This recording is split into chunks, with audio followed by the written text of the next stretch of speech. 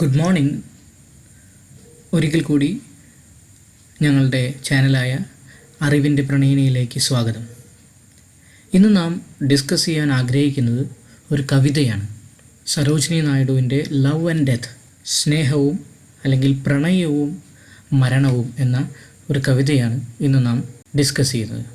ആദ്യം നമുക്ക് സരോജിനി നായിഡുവിനെ കുറിച്ച് കേൾക്കാം. സരോജിനി നായിഡു അല്ലെങ്കിൽ സരോജിനി ചതോപാധ്യായ ജനിച്ചത് ഹൈദരാബാദിൽ ഒരു ബംഗാളി കുടുംബത്തിലാണ്.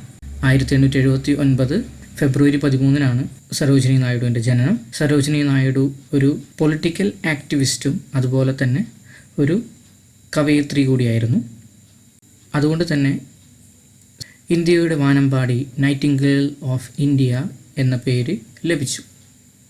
സരോജിനി നായിഡുവിൻ്റെ പ്രസിദ്ധമായിരിക്കുന്ന കൃതികളാണ് ദ ഗോൾഡൻ ത്രഷോൾഡ്, 1905 ഇത് പ്രസിദ്ധീകരിച്ചത്.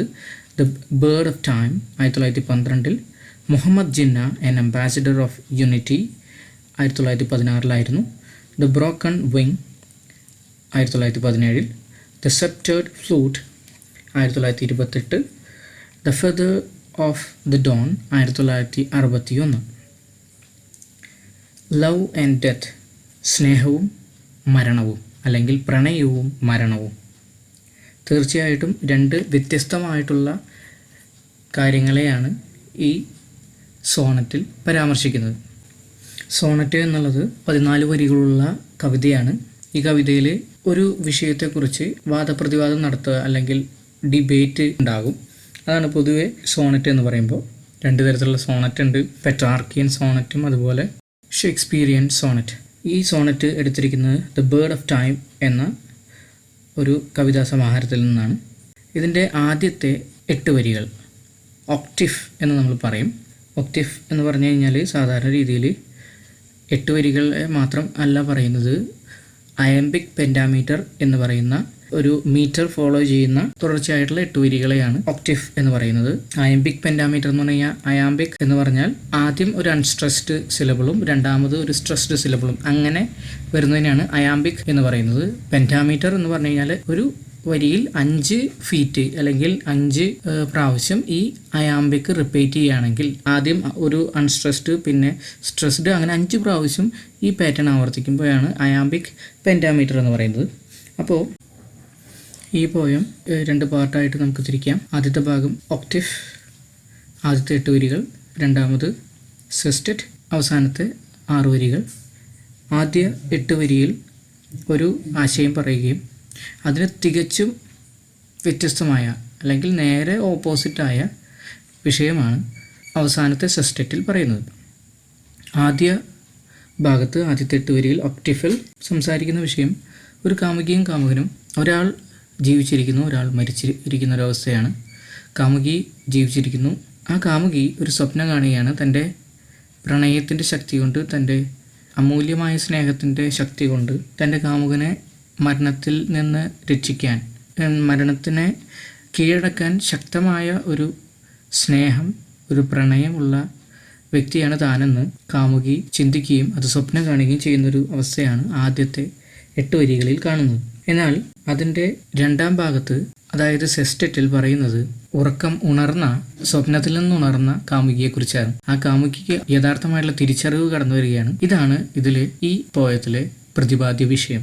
I dream my love had set ദൈ സ്പിരിറ്റ് ഫ്രീ. അങ്ങയുടെ ആത്മാവിനെ സ്വതന്ത്രമാക്കിയെന്ന് ഞാൻ സ്വപ്നം കണ്ടു. കവയിത്രി പറയുന്ന വാക്കുകളാണിത്.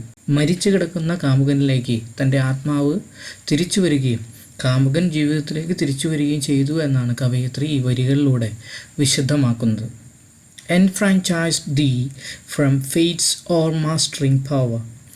വിധിയുടെ കീഴ്പ്പെടുത്തുന്ന ശക്തിയിൽ നിന്നും അടിമത്തത്തിൽ നിന്നും സ്വതന്ത്രമായി, മരണമെന്ന അടിമുന്നുകത്തിൻ കീഴിൽ നിന്നും തൻ്റെ കാമുകൻ രക്ഷപ്രാപിച്ചു എന്നാണ് ഈ വരികളിൽ കവയിത്രി പറയുന്നത്.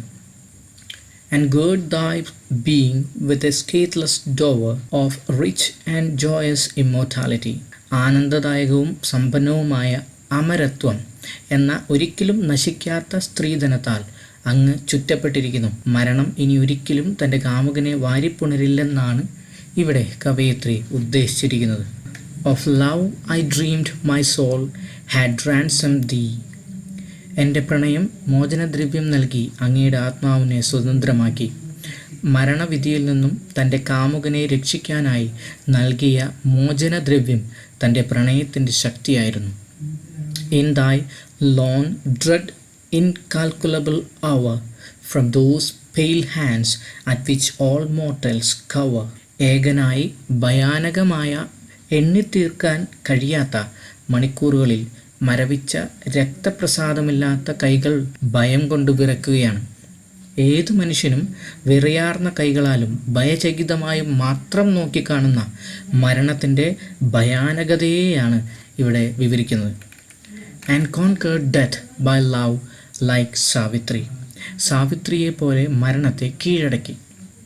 മഹാഭാരതത്തിൽ മാർക്കണ്ഡേയ മുനി യുധിഷ്ഠിരനോട് പറയുന്ന സംഭവ കഥയാണ് സാവിത്രിയുടെയും സത്യവാൻ്റെയും. ഭാര്യാഭർത്താക്കന്മാരാണിവർ. സത്യവാൻ മരിച്ചു കിടക്കുമ്പോൾ സത്യവാൻ്റെ ആത്മാവുമായി പോകുന്ന യമരാജൻ്റെ പിന്നാലെ ചെന്ന് സാവിത്രി തൻ്റെ അപാരമായ ബുദ്ധി സാമർഥ്യത്താൽ തൻ്റെ ഭർത്താവിൻ്റെ ആത്മാവിനെ തിരികെ വാങ്ങുകയും ജീവിതത്തിലേക്ക് തിരികെ കൊണ്ടുവരികയും ചെയ്തു. ഈ ചരിത്ര സംഭവത്തെ തൻ്റെ കവിതയിൽ ഉദ്ധരിച്ച് ആ സാവിത്രിയെ പോലെ തന്നെ താനും തൻ്റെ പ്രണയത്തിൻ്റെ ശക്തിയാൽ പ്രിയതമൻ്റെ ജീവൻ തിരിച്ചു വാങ്ങി മരണത്തെ കീഴ്പ്പെടുത്തി എന്നാണ് കവയിത്രി പറയുന്നത്. When I awoke, alas, my love was vain. ഉറക്കത്തിൽ നിന്ന് ഉണർന്നപ്പോൾ, അതായത് സ്വപ്നത്തിൽ നിന്നും ഉണർന്നപ്പോൾ കവയിത്രിക്ക് മനസ്സിലായി തൻ്റെ പ്രണയം വ്യർത്ഥമായി, നിഷ്ഫലമായി എന്നും തൻ്റെ പ്രണയത്താൽ മരണത്തെ തോൽപ്പിക്കാനായില്ലെന്നും ഉള്ള ആ സത്യം കവയിത്രി മനസ്സിലാക്കുകയാണ്. തൻ്റെ പ്രിയതമൻ ഇപ്പോഴും മരിച്ചു കിടക്കുകയാണ്, ജീവൻ ലഭിച്ചിട്ടില്ലെന്ന് വ്യക്തമായി. Into annul one throe of destined pain. ദൈവ നിശ്ചിതമായ ഒരു കടുത്ത നോവ് ഇല്ലായ്മ ചെയ്യാൻ എൻ്റെ പ്രണയത്തിനായില്ല. ഇവിടെ ഉദ്ദേശിക്കുന്നത് ഉദാത്തമായ പ്രണയത്താൽ പ്രാണവേദനയിൽ നിന്നുപോലും വിടുതലുണ്ടാകും, രക്ഷ നേടാനാകും എന്നാണ്. എന്നാൽ തൻ്റെ പ്രണയം അത്രമാത്രം ഉദാത്തമായതല്ല എന്നതിനാൽ കടുത്ത നോവ് ഇല്ലായ്മ ചെയ്യാൻ തൻ്റെ പ്രണയത്തിനായില്ല എന്നാണ് ഇവിടെ കവയിത്രി വിശുദ്ധമാക്കുന്നത്. Or by one heartbeat to prolong thy breath. ഹൃദയമിടിപ്പുകളിൽ ഒരെണ്ണമെങ്കിലും കൂട്ടി നൽകി അതുവഴി ഒരു നിമിഷത്തേക്കെങ്കിലും ശ്വാസം നിലനിർത്താൻ തൻ്റെ പ്രണയത്തിനായില്ല. ശക്തമായതല്ല തൻ്റെ പ്രണയം എന്ന വേദനയോടെയുള്ള വരികളാണിവ. ഓ love, alas, that love could not assuage the burden of thy human heritage. മനുഷ്യ പൈതൃകമായ മരണഭാരത്തിൻ്റെ ഒരംശമെങ്കിലും ശമിപ്പിക്കാൻ എനിക്ക് എൻ്റെ പ്രണയത്തിന് കഴിഞ്ഞില്ല. എല്ലാ മനുഷ്യരും മരിക്കും. പാരമ്പര്യമായി ഈ മരണമെന്ന ഭാരം കുറയ്ക്കാനോ അതിൻ്റെ തീവ്രത ശമിപ്പിക്കാനോ പ്രണയമേ നിനക്കായില്ലല്ലോ എന്ന കവയിത്രിയുടെ രോദനമാണിത്. Or save thee from the swift decrees of death. മരണമെന്ന അതിതീവ്രമായ ഭയാനകമായ അന്തിമവിധിയിൽ നിന്നും രക്ഷിക്കാനും എന്നേക്കുമുള്ള ജീവനിലേക്ക് പ്രവേശിപ്പിക്കാനും ശക്തമായ പ്രണയമായിരുന്നില്ല തൻ്റെ പ്രണയം എന്ന തിരിച്ചറിവാണ് ഇവിടെ കവയിത്രിക്ക് ഉണ്ടാകുന്നത്. ഈ കവിതയെക്കുറിച്ച് എൻ്റെ എളിയ അഭിപ്രായം: മരണമെന്ന സത്യത്തിൽ നിന്നും രക്ഷ നേടാൻ ഏത് ഭൗതികമായ ശക്തികൾക്കും കഴിയില്ല. ഉദാത്തമായ സ്നേഹമോ പ്രണയമോ ത്യാഗമോ എന്തുമായിക്കൊള്ളട്ടെ, മരണം ഒരു അചഞ്ചലമായ സത്യമാണ്. മരണത്തിന് ഒരിക്കലും മാറ്റമില്ല. ഭൂമിയിൽ പിറന്ന ഏതൊരു മനുഷ്യനും മരിക്കും. ദൈവം സ്നേഹമാകുന്നുവെന്ന് നമുക്കറിയാം. എന്നാൽ നാം മനസ്സിലാക്കേണ്ടത് സ്നേഹം ദൈവമല്ല. അതിനാൽ തന്നെ സ്നേഹത്താൽ മരണത്തെ കവച്ചു വയ്ക്കാൻ കഴിയുകയില്ല. എല്ലാ മനുഷ്യരും ഒരു നാൾ മരിക്കും. ഇതൊരു പെട്രാർക്കൻ സോണറ്റ് ആണെന്ന് പറയുന്നുണ്ട്. എന്നാൽ പെട്രാർക്കൻ സോണറ്റിൻ്റെ റൈമിംഗ് സ്കീമും ലവ് ആൻഡ് ഡെത്തിൻ്റെ റൈമിംഗ് സ്കീമും സെയിം അല്ല. അതായത് പെട്രാർക്കൻ സോണറ്റിൻ്റെ ഒക്ടീഫിൻ്റെ റൈമിംഗ് സ്കീം പറയുന്നത് ABBA, അതായത് അബ്ബ അബ്ബ എന്ന് നമുക്ക് വായിക്കാം. എന്നാൽ ലവ് ആൻഡ് ഡെത്തിൻ്റെ സെയിം തന്നെയാണ്. രണ്ടാമത്തെ ഭാഗം ദ സെസ്റ്ററ്റിൻ്റെ റൈമിംഗ് സ്കീം എന്ന് പറയുന്നത് CDE അല്ലെങ്കിൽ CDC എന്നതാണ്. പൊതുവേ പെട്രാർക്കൻ സോണറ്റ് ഫോളോ ചെയ്യുന്ന റൈമിംഗ് സ്കീം, സെസ്റ്ററ്റിൻ്റെ റൈമിംഗ് സ്കീം ഇതാണ്. എന്നാൽ ഇവിടെ ലവ് ആൻഡ് ഡെത്തിൻ്റെ സെസ്റ്ററ്റിൻ്റെ റൈമിംഗ് സ്കീം എന്ന് പറയുന്നത് CCD-EED എന്നതാണ്. എങ്കിലും ഇതിനെ നമുക്ക് പെട്രാർക്കൻ സോണറ്റ് എന്ന് വിളിക്കാം. കാരണം പെട്രാർക്കൻ സോണറ്റിൻ്റെ മറ്റ് എല്ലാ ഫീച്ചേഴ്സും ഇത് ഫുൾഫിൽ ചെയ്യുന്നതുകൊണ്ട്, മാത്രമല്ല ഈ ഒക്ടേവിലെ സെയിം റൈമിംഗ് സ്കീം ഉള്ളതുകൊണ്ടും സെസ്റ്ററ്റിലെ റൈമിംഗ് സ്കീം ഫോളോ ചെയ്തില്ലെങ്കിൽ കൂടി അതിനെ നമുക്ക് പെട്രാർക്കൻ സോണറ്റ് എന്ന് വിളിക്കാം.